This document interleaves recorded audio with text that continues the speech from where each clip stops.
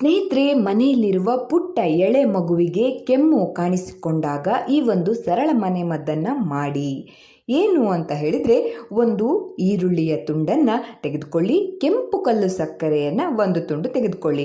ಈರುಳ್ಳಿಯನ್ನು ತುರಿದು ರಸವನ್ನು ಹಿಂಡಿ ಅರ್ಧ ಚಮಚ ಈರುಳ್ಳಿ ರಸ, ಅದಕ್ಕೆ ಅರ್ಧ ಚಮಚ ಕಲ್ಲು ಸಕ್ಕರೆಯ ರಸ ಬೆರೆಸಿ ಸೇವನೆ ಮಾಡಲಿಕ್ಕೆ ಕೊಟ್ಟರೆ ಕೆಮ್ಮು ನಿವಾರಣೆ ಆಗತ್ತೆ.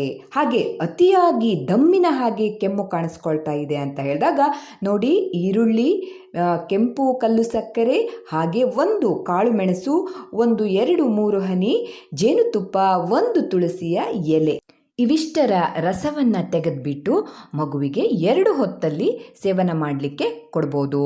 ನೋಡಿ, ಔಷಧಿ, ಆಸ್ಪತ್ರೆಯ ಔಷಧಿಯನ್ನು ಹಾಗೆ ಮನೆಮದ್ದನ್ನು ಎರಡನ್ನೂ ಖಂಡಿತವಾಗಿಯೂ ಏಕಕಾಲದಲ್ಲಿ ಮಾಡಿದರೆ ಮಗುವಿಗೆ ಅತಿಯಾಗಿ ಉಷ್ಣ ಆಗತ್ತೆ.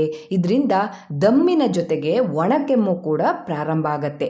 ನೋಡ್ಕೊಳ್ಳಿ, ಕೆಮ್ಮು ಪ್ರಾರಂಭದ ಹಂತದಲ್ಲಿ ಇದ್ದಾಗ ಮನೆಯ ಮದ್ದು 2 ದಿನ ಕಾಲ ಮಾಡಿ ಕೆಮ್ಮು ನಿಲ್ಲಲಿಲ್ಲ ಅಂತ ಹೇಳಿದಾಗ ನೀವು ಡಾಕ್ಟ್ರನ್ನ ಕಾಣಲಿಕ್ಕೆ ಹೋಗ್ಬೋದು. ಅಥವಾ ಡಾಕ್ಟರ್ ಮೆಡಿಸಿನ್ ಎಲ್ಲ ಆದ ನಂತರ ಕೂಡ ಮಗುವಿಗೆ ಕೆಮ್ಮು ನಿವಾರಣೆ ಆಗಿಲ್ಲ ಅಂತ ಹೇಳಿದಾಗ ಒಮ್ಮೆ ಮನೆಮದ್ದನ್ನು ಮಾಡಿ ನೀವು ನೋಡ್ಬೋದು. ಏಕಕಾಲದಲ್ಲಿ ಡಾಕ್ಟರ್ ಮೆಡಿಸಿನ್ ಜೊತೆಗೆ ಮನೆಮದ್ದು ಎರಡನ್ನೂ ಒಂದೇ ಕಾಲದಲ್ಲಿ ಮಾಡಬೇಡಿ, ಮಗುವಿಗೆ ಉಷ್ಣ ಹೆಚ್ಚಾಗತ್ತೆ.